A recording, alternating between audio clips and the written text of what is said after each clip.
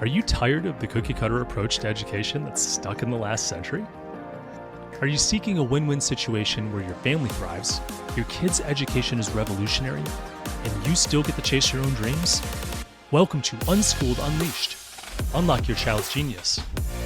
I'm your host, Matthew Jarecki, an unapologetic rebel dad and promoter of what many consider to be educational anarchy. You know the world isn't going to be won by those that just toe the line.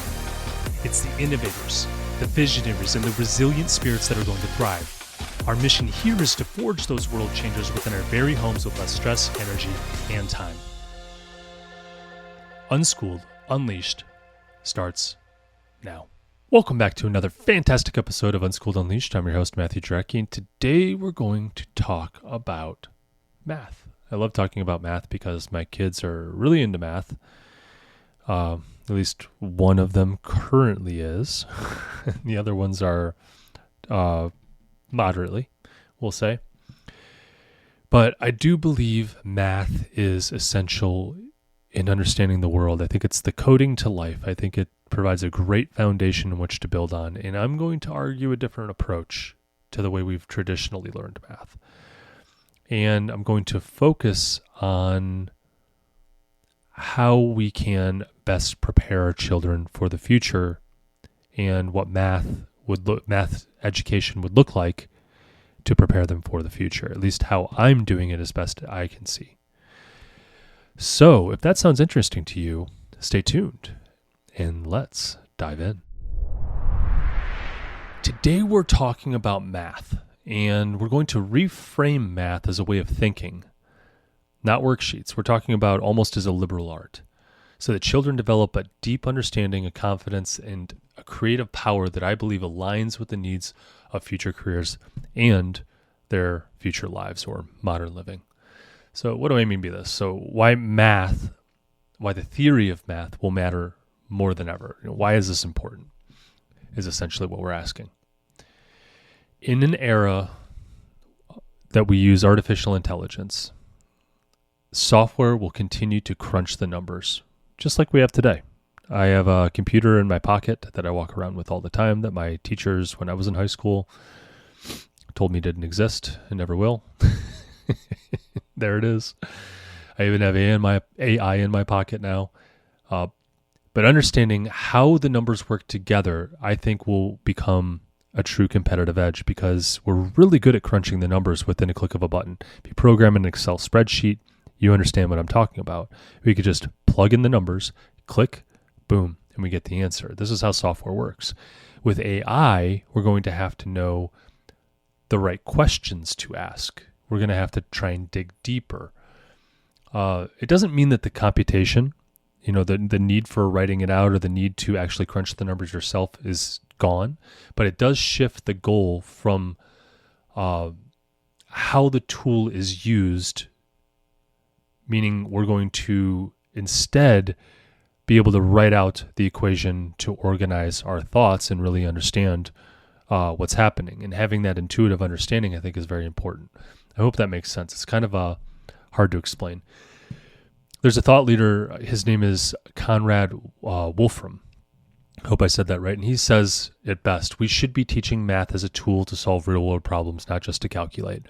I don't think we should just teach math to learn how to calculate numbers. We should use it as a tool to solve problems. And what better way to do that than to apply it to real-world scenarios in real life, in real time. And that's what we do. And I bring my kids into that to show them how valuable math is in my life. So any opportunity I have to show that this is what adults do, or this is what you're going to need in the future, particularly when we talk about their careers and what they want to do when they're, their first career in their teenage years, where they want to start, where math might be important in that, or probably is. Redefining math success for the real world. So traditionally, we define math success as a grade. And I personally don't want to give my children grades because I don't think that fear-based approach where if they get a bad grade to propel them into actually studying, using that fear-based approach of grades is not what I want to base their life on. I don't want them to learn that that's how progress is made, is running away from things. I want them to be pulled by their interests. So when we talk about math success in the real world in the context of unschooling and preparing them for the future, math should prepare kids for daily life and future careers, not just to pass a test. That's what I believe. Creative roles like engineers, game designers, architects, they all rely heavily on math, intuition, and theory. They're not crunching the numbers themselves the majority of the time. They're using software that they understand and can explain and know why they do it, how to, when those numbers, the results might not apply, or maybe when something goes wrong, they can problem solve it. I think that's going to be very important in the future, but they're not actually just crunching the numbers like they did in the 1930s. A personal example is this was last week, my son's understanding the theory of all this math. Like I said, we use a bunch of apps and a bunch of different things outside of just, me being the resource. So I'm not just teaching him, I'm using programs and apps and artificial intelligence. And all of a sudden, he starts talking about something odd I've never heard of. I know what squared numbers are, I know what cubed numbers are, but he was talking about triangular numbers. I had no idea what he was talking about. I'm like, you need to explain this to me because I got to get this. Because this is the first time he's explaining a concept of math I don't even understand.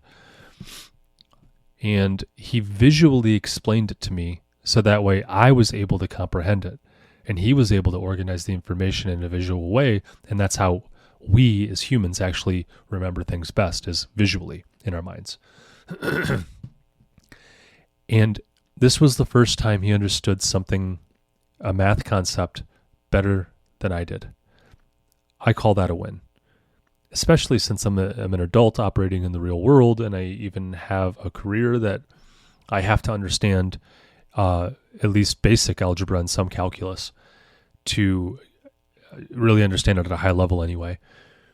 And here's my child explaining to me a concept of math that I've never been exposed to, or I totally forgot. I'm not quite sure.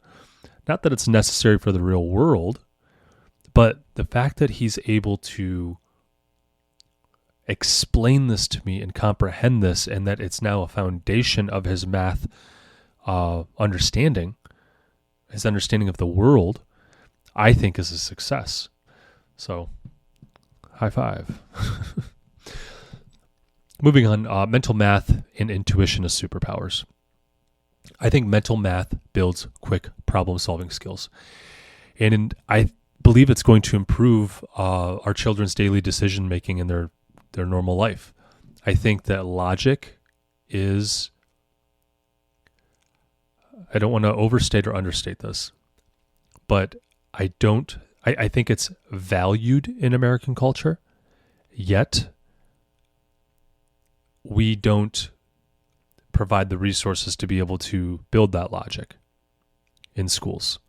Now they try, but the system stinks. So you're going to get results that, aren't that great. So what I want is my kids to feel confident and capable and be able to use logic, and it will be a superpower, especially relative to other kids out there, because my kids are capable and in control.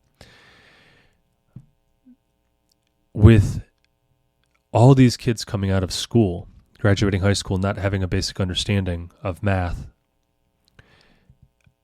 it's going to actually give them a competitive edge. And I don't want to lower the bar. I don't want to lower the bar and just say, we just got to beat everyone else. It's not just that. We're competing against the world here. And life is fun. I'm not trying to make this all about the competition and cutthroat, whatever.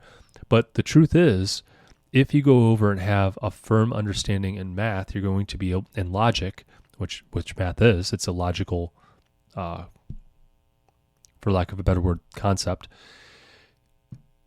They're going to more easily compete out there. They're going to provide more value because How do I say it? Logic and human beings seem to not be as intertwined as I like to believe. And giving our children the gift of having a firm sense of logic and how to work through things as far as problem solving and all that. And there's so much more than just logic. Okay. I don't want to say it's just logic, but when we're running a business, we're running our freelance careers or, solopreneur careers, when we're working for an employer, when we're trying to get more sales, logic in your career is going to really help. Even with raising your children, I'm using logic to help their education. I'm using logic to advance causes that I believe in. And I just think developing this understanding of logic, math, in the world around you is not going to hurt you. It can only help you as long as you develop the rest of the your person, of your child along with it. Okay? So it's not the end all be all, but it is an integral part that if you ignore it, it will take you out. So I do believe it's a superpower. More recently, I was trying to do mental math, and my child was able to move through it faster than I was. I was trying to do the numbers real quick, but he's got apps that do this quick mental math thing, and he was able to do it really fast. And I think that's so valuable because you're able to come to decisions quicker. You're able to hold on to more information in your head when it's not as complex to you, when it's not as hard to understand the numbers. So therefore, it's going to only accelerate him in that space. So I think that's pretty cool. Moving on. Learning math through strategy, play, and real projects. I think this is the best way to learn, especially for a younger kid. If you're under, I don't know, my kids are 11, 9, and 6. So that's the extent of how far things, as far as I understand it, outside of maybe the books I've read and the adult education that I've done. But I do know that young children respond really well to making it a game, making it real. It's practical. They respond really well to that. And I think strategy games that teach different things like maybe, I don't know, budgeting, resource management, logic, all this stuff that requires math is very helpful, especially when it applies to their world. Or it's something that they just get to play around with, like maybe in an app. Or maybe it's Legos that build spatial reasoning and coding introduces applied logic and structure. Stuff like that. There's a guy by the name of Seymour Papert, I hope I say his name right, and he's the inventor of logo coding language, and he believes that children learn best when they are actively making things that they care about. So this guy, who is a thought leader in this particular space, believes that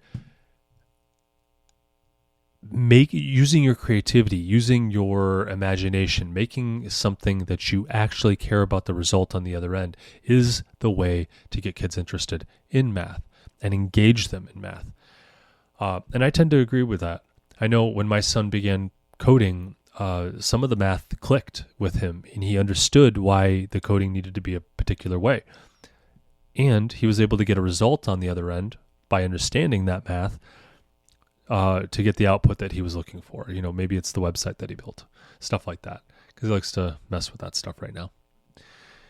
And I think that's pretty cool. Just playing around, I think is very helpful. I think that's actually one of the ways adults learn too. And it's not just my thoughts. There are others who think that as well. But when you think about it, how did we learn everything that we do? Why can kids pick up a piece of technology and learn it better than an adult can? Because they play with it, they engage with it.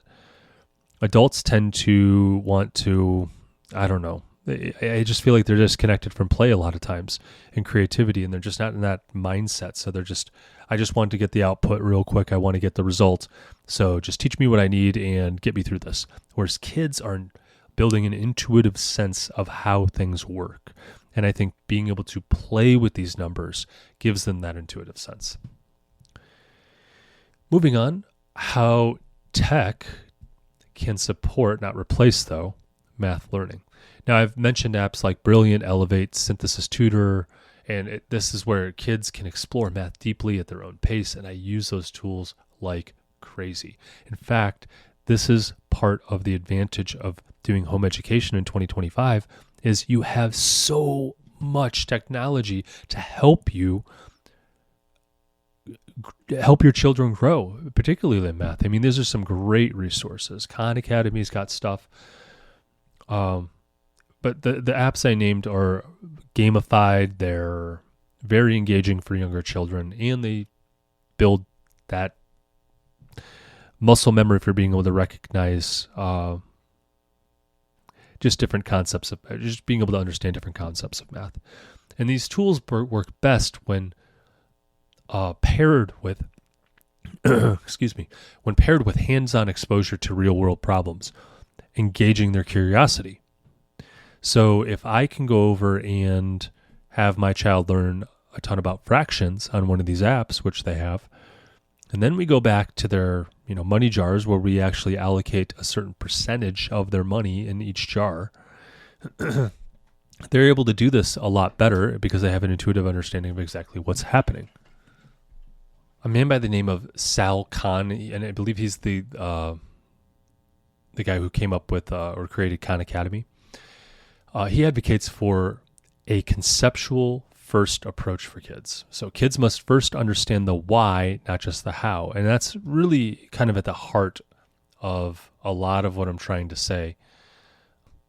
When we want to teach kids the theory and the concepts and then make it applicable, and they understand why it's important, why they need to learn this, and not just like, here's what you can do with it kind of thing.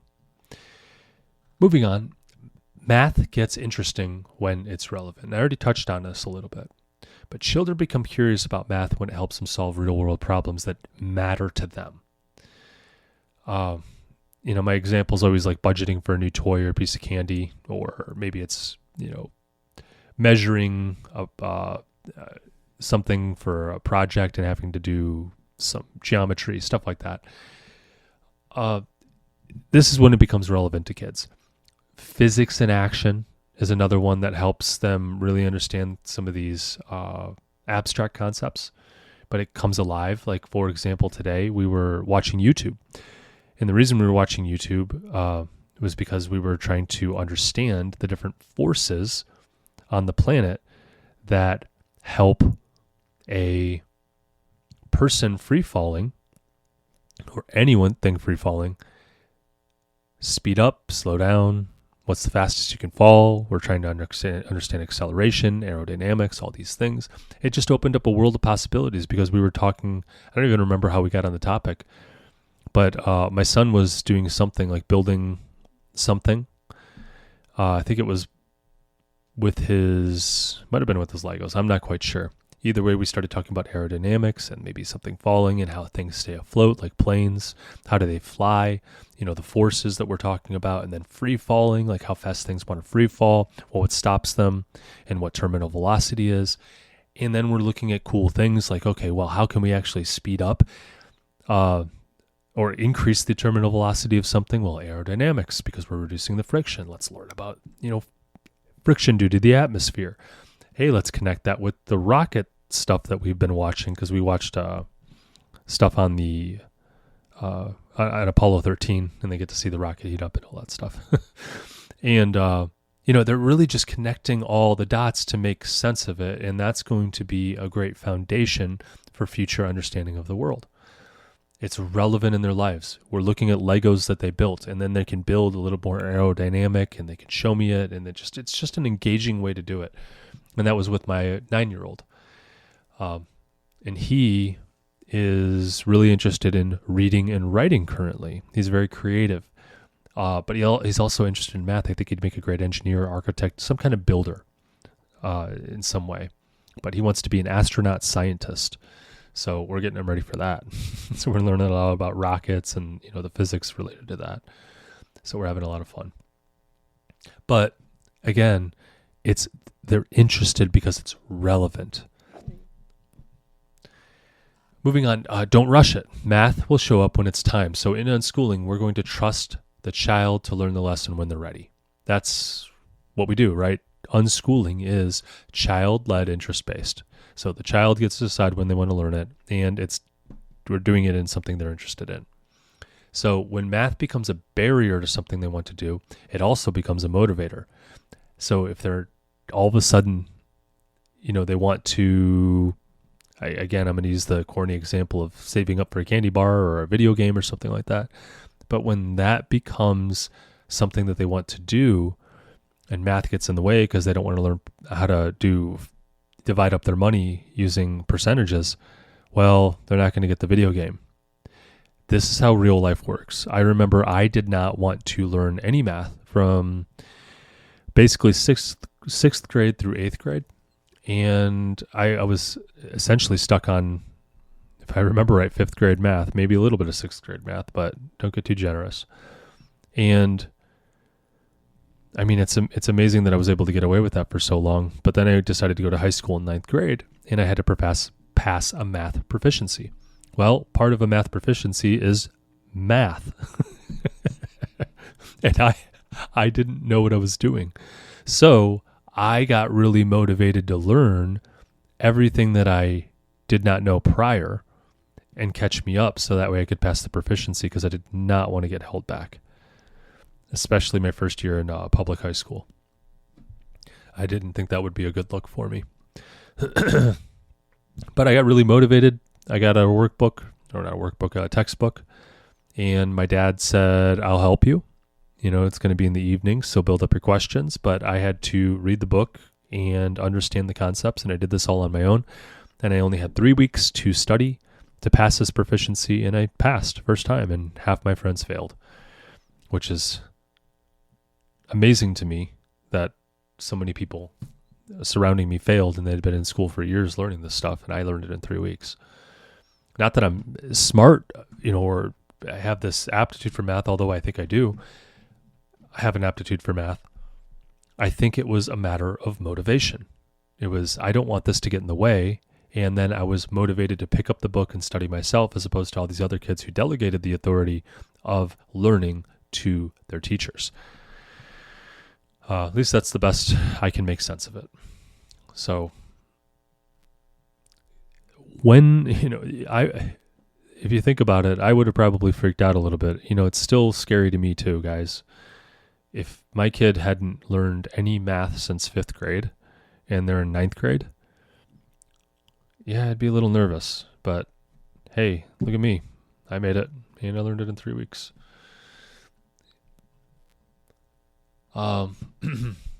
Peter Gray, he's the author of Free to Roam. Is that what it is? Free to play? Something like that. I can't remember now. But Peter Gray says that children are biologically wired to learn when curiosity meets opportunity. And we need to reframe the way we think of, they're falling behind. No. We need to think of it as it's taking a route that builds ownership and deep understanding. Because if they need to learn it, as long as you've given them the resources, the support, and remove the barriers, they're going to want to learn it. And if they don't want to learn it, it may be because they are pressured. They feel pressured to learn it. They're scared of it. They got some kind of trauma surrounding it. And that could all be the case. And in that case, we're going to take alternative approaches, like maybe some therapy, or we're going to try and take little small wins, or maybe, exposure therapy, where we're going to introduce them to different things in math and then back off real quick. Stuff like that. They might be in the deschooling period. For every year you're in school, we can estimate that you're probably going to at least take a month to try before you're actually interested in learning again. For every year of school, it's 1 month to kind of decompress and unwind before you're interested and curious again. Because school puts so much pressure on kids, and they try and force them to learn, and they're tests, and it's all fear-based. So if they've been in school for 5 years, it's going to take 5 months as a general rule until they start to get curious and want to learn again. Some are quicker, some are longer. So keep that in mind. But the math will show up when it's time. Next thing I want to talk about is how low the bar is. And I believe that's opportunity. Again, most kids graduate high schools without fully grasping algebra, which algebra is needed for daily life. Let me rephrase that. It's not needed for daily life, but it will make your life so much better if you understand algebra. The U.S. ranks low globally in math proficiency. That's your bar. That's your bar. Gives your kids a lot of room to excel, but not through pressure, but through exposure, curiosity, and support. That's how we want to do it. Again, if we put them in public schools on the east side of Cleveland, where the schools are really rough, or in Cleveland in general, as the most part, I'm not picking on Cleveland, but any big city America, the schools seem to just be really rough. That's a good percentage of the kids out there. And what we want to do, though, is build our kids up. We don't want to lower the standards. We want to increase the standards. And the new standard is going to be learning at your own pace as much as you can really handle, as much as you want. I think that's the new standard. It's going to be building on your gifts and making sure that your weaknesses are you're at least competent in your weaknesses. Your kid might not be the best at math. Maybe math isn't their thing. That's okay, but they need to at least be competent in basic math and then focus on their gifts. I think if they're going to be a filmmaker, maybe math isn't the most important thing in their life. Okay? So keep that in mind too when you're thinking about this. And don't use I just want to reframe something real quick. Don't use the low bar as an excuse, okay? Don't use it use it as motivation to go beyond what other kids are learning in a joyful and creative way that's fun for the kids, and just watch them grow. And, I'm not going to push my kids in any math science career by any means. I just think it's almost like a liberal art. I know Steve Jobs said that, I think it was computer science is what he was referring to, that computer science should be taken as a liberal art. And I understand what he's saying. It's teaching logic. It's understanding the code of the world. And when you have an understanding of the code of the world, you can make better decisions. So just remember not to lower your standards. We want to build the child up as much as they are designed to be built up, because they're unique and they have their own path that's already set for them in the way I view the world. And we want to go over and make sure that we're allowing that to happen without any resistance and building them up to best prepare them for that life.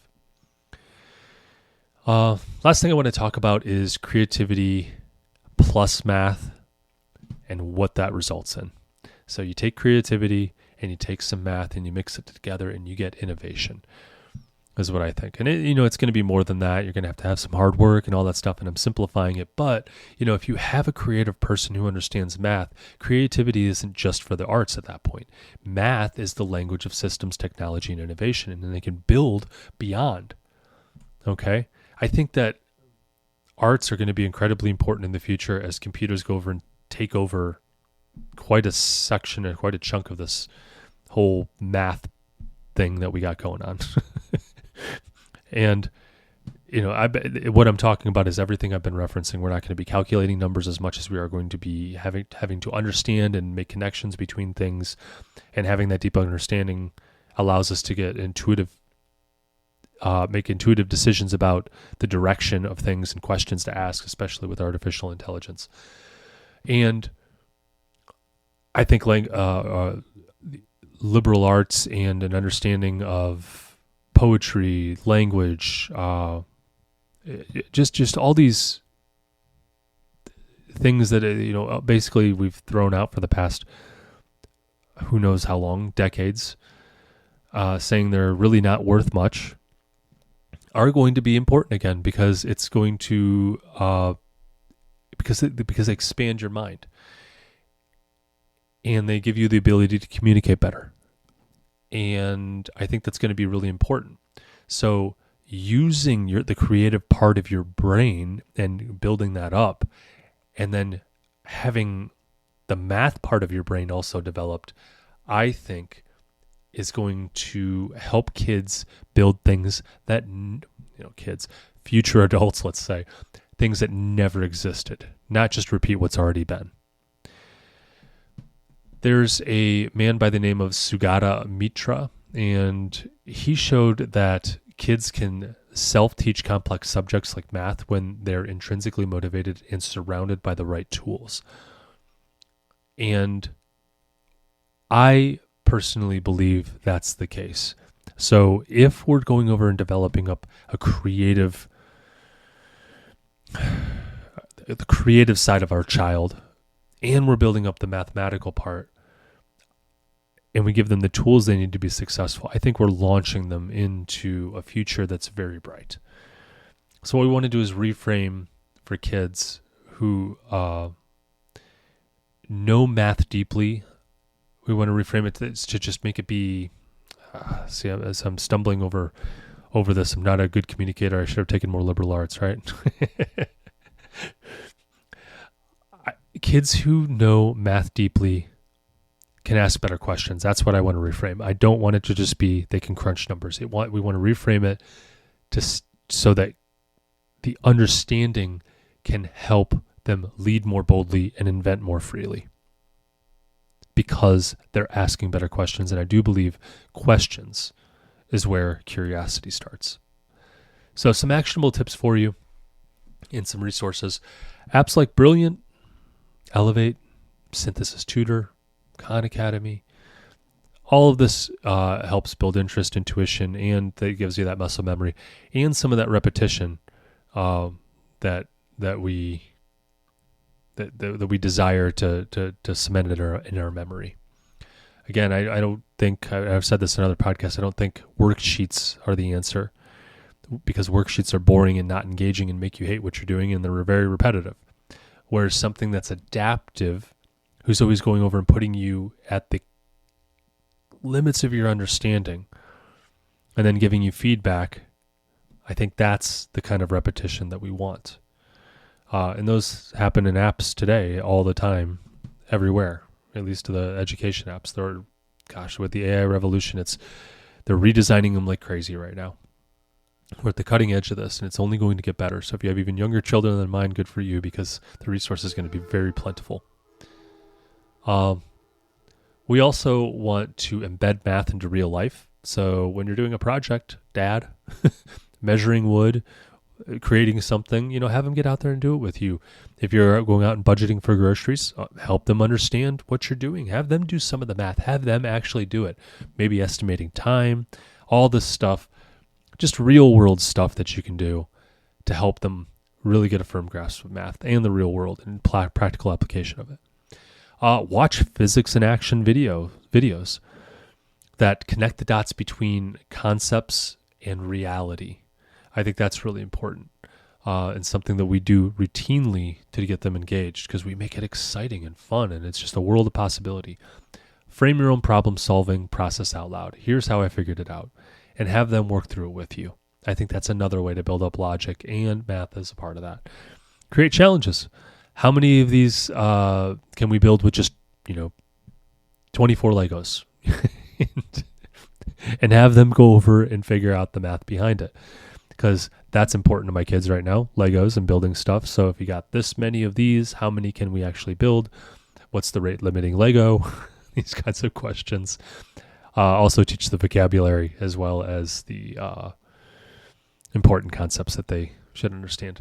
Also, normalize mistakes. Math is exploration, not performance. I freely admit when I don't know something. In fact, I think it's good to model that, because then I dive into it with them and I try and understand and I model what curiosity looks like as an adult. And then it doesn't go away, because some people think that when you become an adult, curiosity goes away and all the fun's out the window. Or at least kids think that. At least I should say I thought that, and I don't think that's necessarily true. I think that's just a compromise. And I encourage mental math like crazy by asking questions during conversations and providing resources to help them get better at mental math. And my 11-year-old's big in this mental math book, and he can do more mental math than I can, and I have him teach me, which is a higher level of learning than just didactic instruction or just reading a book. So in conclusion, math's, it's not a worksheet. It's a way of thinking.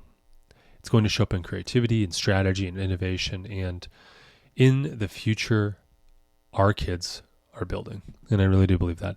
If we give them the why and the space to explore, they'll run further than we ever imagined. So with that, I'm going to end today's episode. So stay curious, stay unschooled, and stay away from the algebra nightmares. I'll catch you in the next episode. So here's where we roll up our sleeves and bring out the big guns. If you support our mission, then please leave a review. On Unschooled Unleashed, we are talking about using a radical approach to education in today's world, and the more 5-star reviews we have, the more people will feel comfortable with the ideas, strategies, and principles we discuss. It gives legitimacy to our message, and the podcast's algorithm prioritizes us so we can reach more people. You may even have your 5-star review read on our podcast.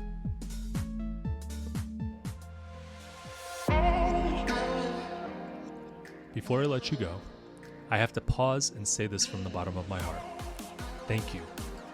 Your presence here is the fuel that ignites this movement. I am incredibly moved that you trust in us enough to click play.